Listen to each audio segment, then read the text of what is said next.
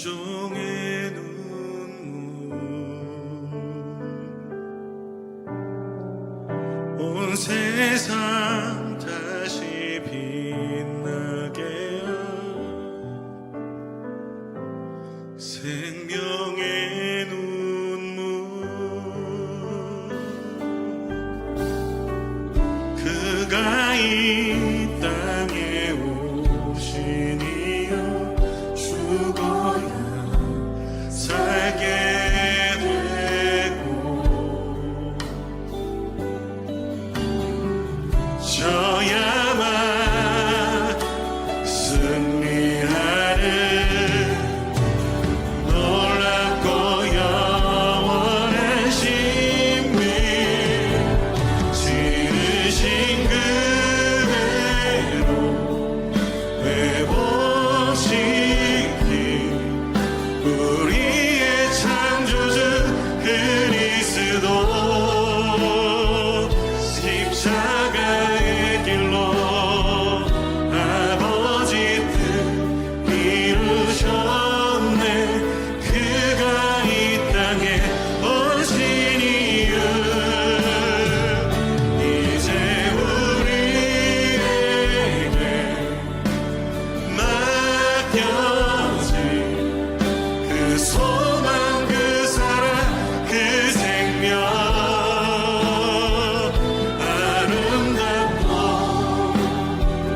눈부신 십자가의 길 우리가 이 땅에 살아갈 이유 창세기 7장 4절로 5절까지 있는 말씀입니다. 제가 있는 성경은 10페이지에 있습니다. 창세기 7장 4절과 5절 말씀입니다. 제가 읽도록 하겠습니다. 지금부터 7일이면 내가 40주야를 땅에 비를 내려 내가 지은 모든 생명을 지면에서 쓸어버리리라. 노아가 여호와께서 자기에게 명령하신 대로 다 준행하였더라. 아멘. 저는 이렇게 삶을 통해서 하나님이 사랑이 많으신 것 같아요. 왜냐하면 이렇게 강대상이 늘 소망했어요. 나도 서고 싶다. 나도 쓰고 싶다. 라는 것을 하나님께서 이렇게 소망을 주셨어요. 근데 내가 설마? 라는 생각도 들었어요. 근데 하나님은 신실하신 것을 깨닫게 됐어요. 저는 외아들이에요. 우리 어머님이 이런 제가 여기 간대성에 오는데 갑자기 이렇게 성령께서 지금 감동을 좀 주시는데 그거대로 이제 말씀을 전하도록 하겠습니다. 저는 외아들이고 어머님이 우리 고등학교 고3 때 정신적인 충격을 받아서 정신병원에 입원하세요. 그래서 안양여고에 고3, 고2 때 우리 시험 끝나고 중간고사 끝나고 우리 이제 친구네 집에 저녁 때 놀러 갑니다. 가는데 우리 엄마가 그 친구는 성적이 나빠서 엄마한테 야단치는 것을 듣고 우리 엄마는 공부를 열심히 해갖고 갑자기 놀래셔갖고 쓰러지셨어요. 근데 이제 그때는 이제 우리 할아버지 할머니가 모르신 거예요.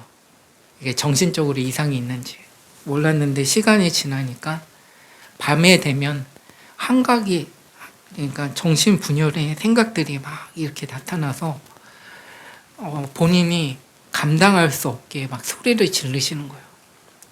그래서 이제 어느 순간에 그 청량리 정신병원에 이제 들어가게 됩니다. 그동안에 이제 그렇게 생활하시다가 우리 막내 이모님을 통해서 그러니까 저희 어머님, 우리 할아버지 할머니가 우리 집 근처가 우리 안양 시내에서 살았는데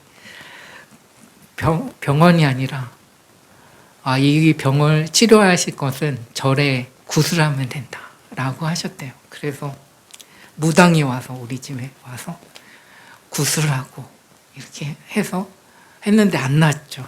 안 났는데 그 무당이 그런 얘기를 했대요. 결혼하면 날 수 있다. 그래갖고 결혼을 하신 거예요.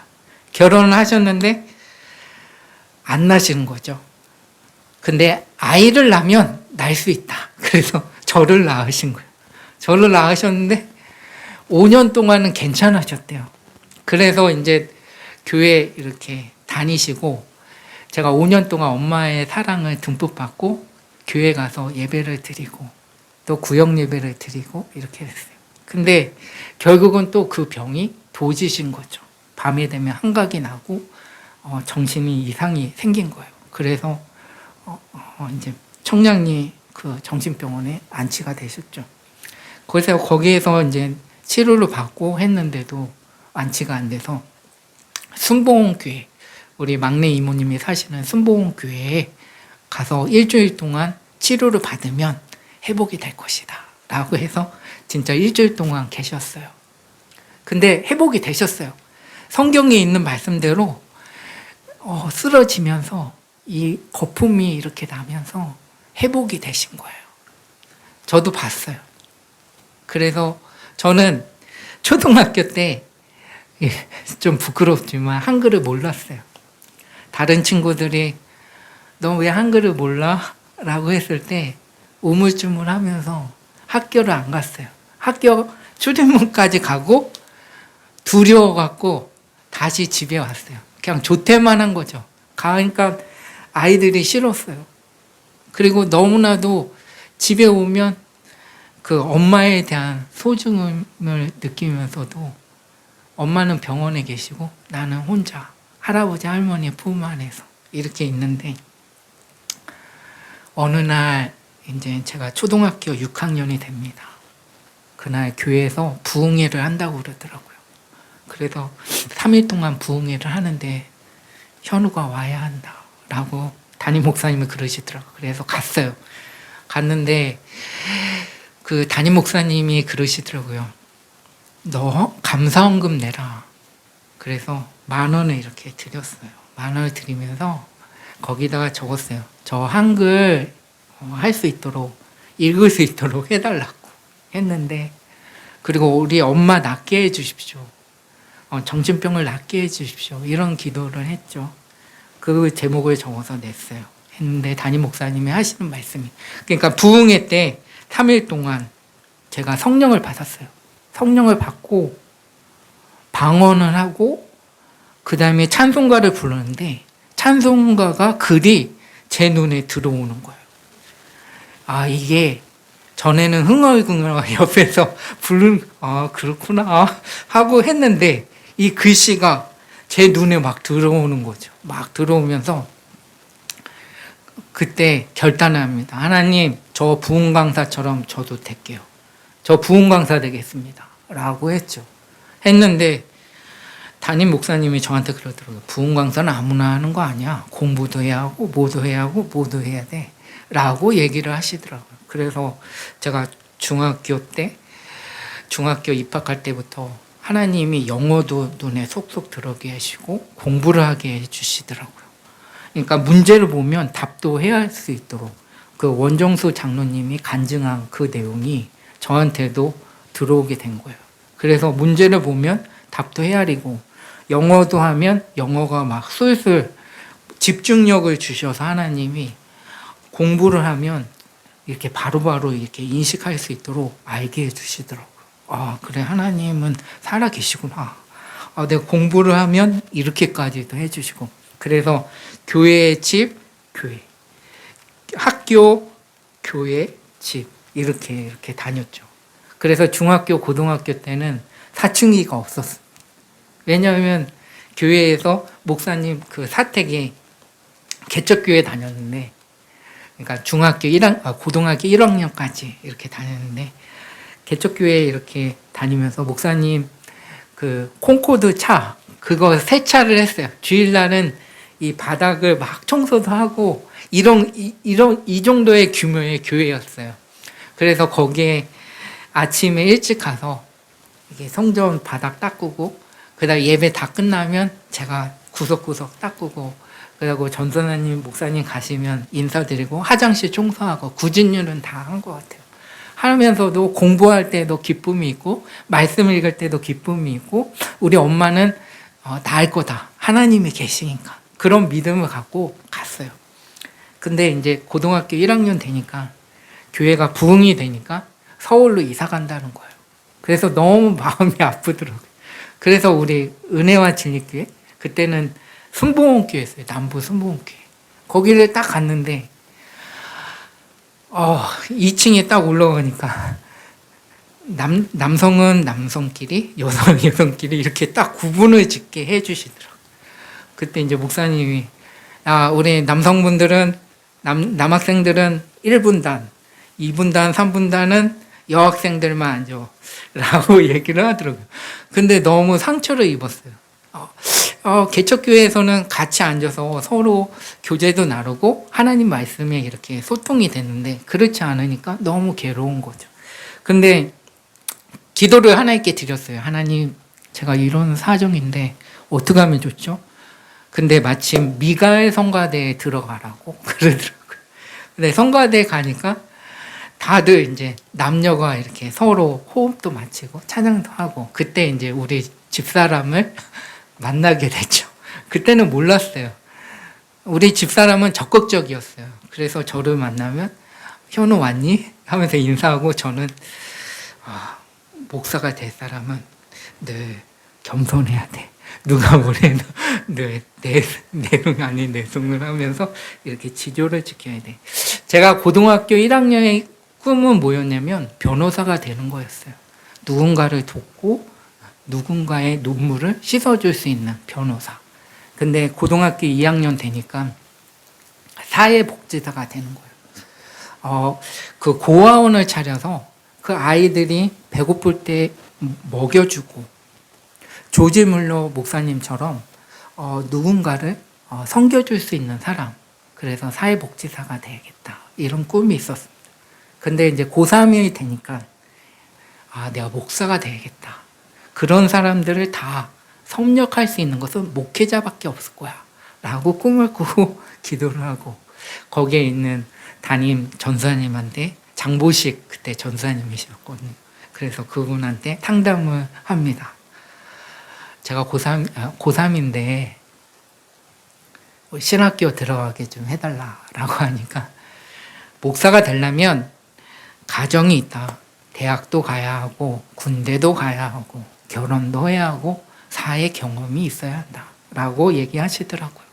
그래서 그 가정을 수료를 했죠. 수료를 하고 27에 결혼을 합니다. 우리 같이 지금 미가엘 성가대에서 만난 우리 동갑이거든요. 우리 친구랑 결혼을 합니다. 하고 28에 이석호 목사님의 추천서를 받고 신학교를 집사람이 가고 저는 설마 했죠. 설마 하고 집에서 내숭을 떨고 있었는데 집사람이 알아서 하고 저는 그때 세탁소에서 알바를 하고 있었어요. 나름대로 살라고 이렇게 했는데 그 가정 속에서 집사람이 많이 우리 양가 부모님 댁에서 반대를 막 했는데 결국은 하나님께서 역사하시더라고요. 그래서 이제 신학교를 들어갑니다. 영평동. 그래서 그 김영희 학강 목사님이 저한테 신학교 왜 왔어요? 라고 물어보시더라고요. 면접 볼 때.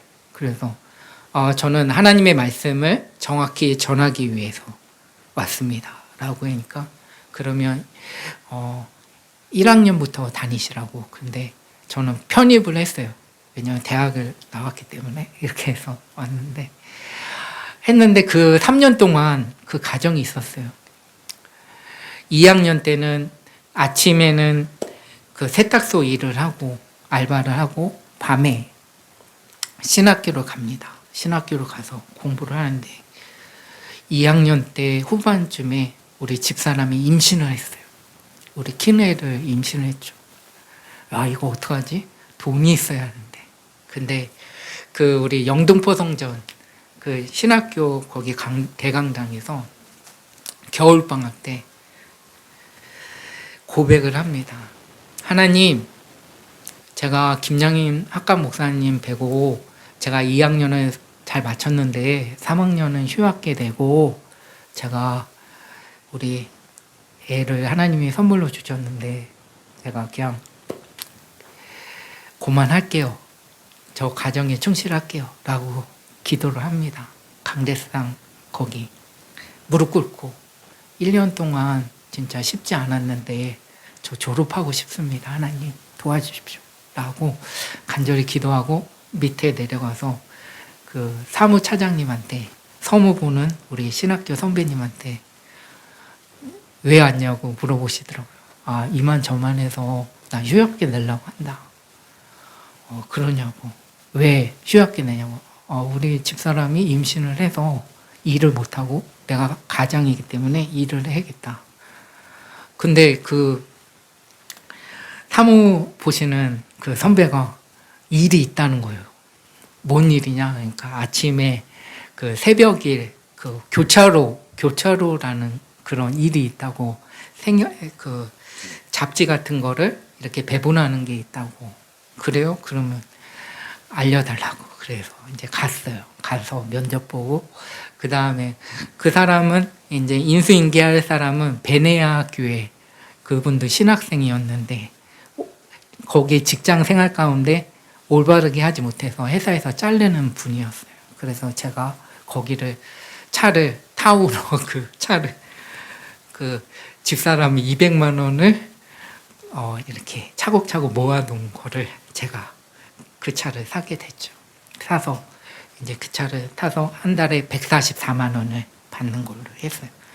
그래서 이제 그 열심히 일하고 밤에 새벽 4시에 일어나서 영등포까지 가서 그 금천구청 거기에 회사가 있어요. 거기에서 그거 생활 정보지를 신문을 갖고 차에 싣고 제가 감사한 거는 양평동 있잖아요. 우리 신학교 다니는데 거기를 제가 생활 정보지를 돌리게 됐어요. 그냥 다 알잖아요. 그래서 당산역 뭐 어디 해서 몇 시부터 몇 시까지 돌려야 한다 해서 저 거짓말 못하고 신학교 다닐 때 4시간 자고 했습니다.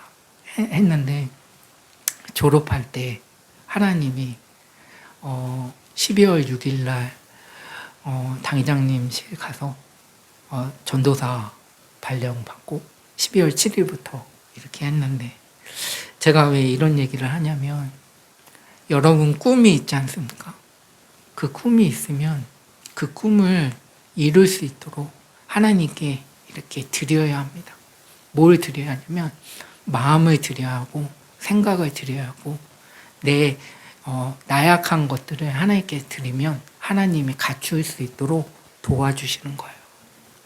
사람은 나는 이러니까 노아도 마찬가지였어요. 하나님께 말씀에 순종했기 때문에 다 준행하였더라. 하나님이 하세요. 사람은 제가 지금 사역을 신지 7년 됐거든요. 그래서 오늘 나오니까 너무나도 마음이 진짜 감사하고 그렇지만 하나님은 하나님의 생각대로 삶을 살아갈 수 있도록 나는 예배자다. 나는 하나님의 자녀다. 이 신분을 저와 여러분을 놓쳐서는 안 돼요. 여러분 하루하루를 어떻게 살고 계십니까? 여러분 지금 보이지 않는 하나님을 전적으로 신뢰하십니까? 그 하나님이 나의 하나님이십니까? 그 하나님을 전적으로 신뢰하는 자에게 그분의 인생을 일거수일투족을 주관하여 주셔서 하나님의 방법대로 하나님이 하시는 일들을 만날 수 있도록 도와주시는 거예요. 저는 그 아픈 7년 동안 노가다도 하고 여러 가정들을 겪으면서도 저는 그랬어요. 사람은 실수하지만 하나님은 완벽하시다. 그 말씀 1.1획도 변함없는 그 말씀을 우리에게 주신 것은 그 말씀을 믿고 그 말씀대로 살라고 애를 몸부림을 치면 그 말씀이 내 삶의 모든 것이 되어주셔서 하나님의 말씀은 살았고 운동력이 있어 좌우의 날씨 어떤 검보다도 예리하여 혼과 간절한 골수를 찔러 쪼개까지며 마음의 뜻을 감찰하셔서 아무것도 염려하지 말고 오직 모든 일에 기도와 간구로 너희 구할 것을 감사함으로 하나님께 아뢰라. 그리하면 모든 지각에 뛰어난 하나님의 평강이 그리스도 예수 안에서 너희 마음과 생각을 지키신다고 말씀하고 있는 것입니다. 이 땅의 삶을 살아가면서 지금은 말세라고 하지 않습니까? 말세는 누구나 지금 다 알고 있습니다. 그렇지만 이 노아가 순종할 수 있는 이유와 목적은 하나님께 예배를 먼저 소중히 여겼다는 것입니다. 여러분, 삶에 여러 가지 일들이 있습니까? 그 여러 가지 일들을 해결하실 분은 하나님이시지만 내가 예배자로서의 모습이 늘 있는지를 살펴봐야 하는 것입니다. 그런즉 너희는 먹든지 마시든지 무엇을 하든지 하나님의 영광을 위하여 하라.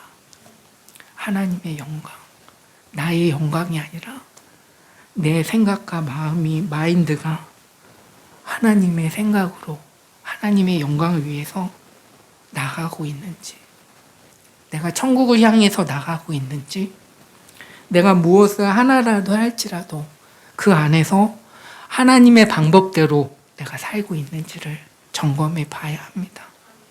저는 늘 하나님께 늘 고백합니다. 하나님, 전 부족해요. 저는 아무것도 할 수 없어요. 근데 하나님은요, 저에게 그래도 좋다. 내가 너를 사랑하기 때문에.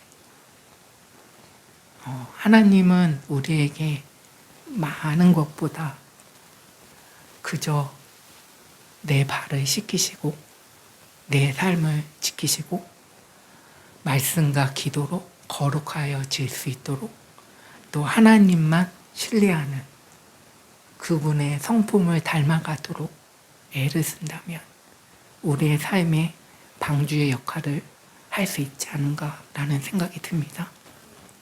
여러분, 저와 여러분이 우리의 마음밭에 방주의 역할을 하고 있습니까? 방주는 무엇입니까? 하나님이 주시는 이 거룩한 성전, 이 거룩한 성전이 무엇을 지금 하고 있는지, 하루하루 이 성전이 주님이 주시는 그 핏값과 예수님께서 말없이 죄 없으신 분이 나를 위해서, 여러분을 위해서 십자가에 못 박기까지 끝까지 우리를 책임져 주실 그 사랑. 우리는 넘어지고 쓰러질지라도 늘 그래 알아. 내가 너를 책임져 줄게. 내가 끝까지 책임져 줄게. 천국 가는데 부족함이 없도록 내가 너를 도와줄게. 이렇게 우리 어머니가 4월 20날 소천하셨습니다. 소천하는 그날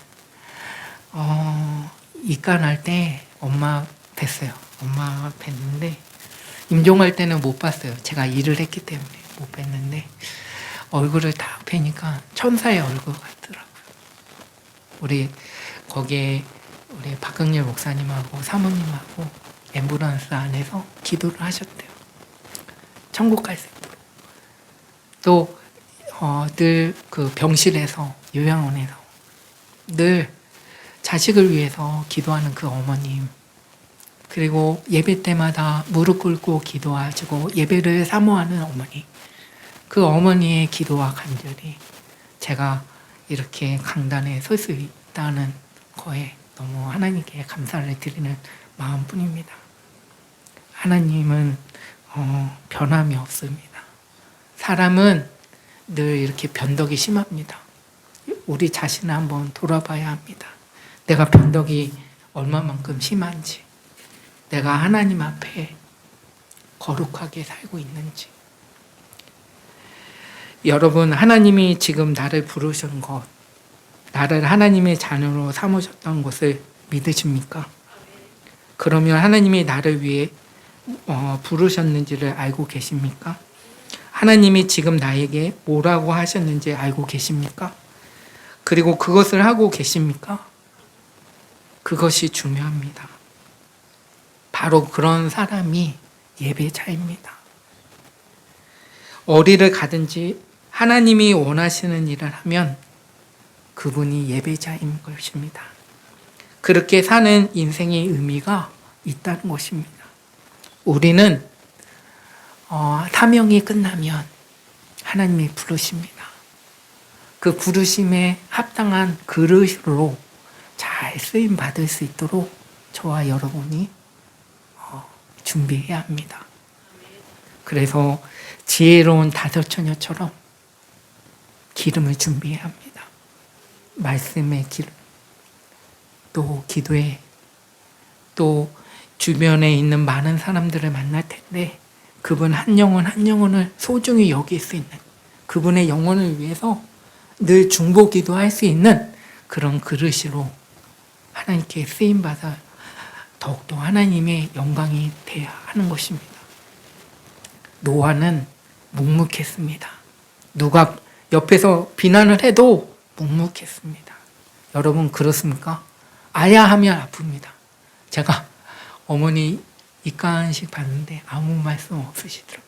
죽은 사람은 아무 말씀 없어요.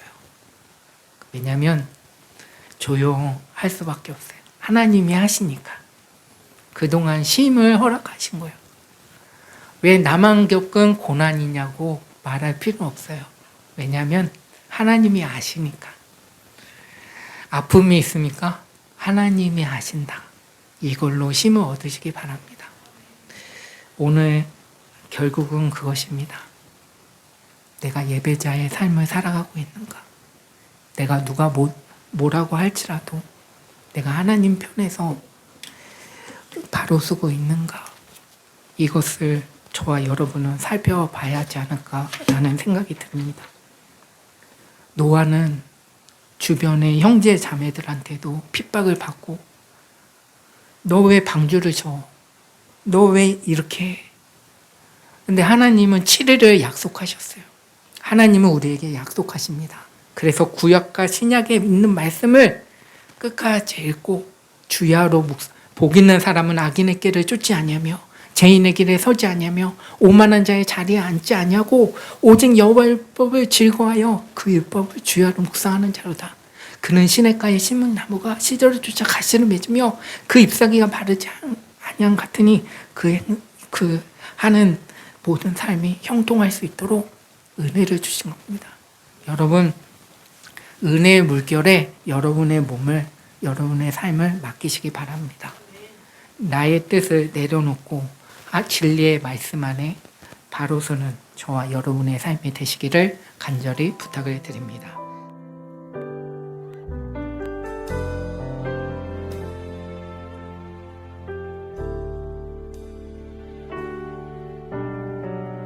이 세상 가장 아름다운 순종의 눈물 온 세상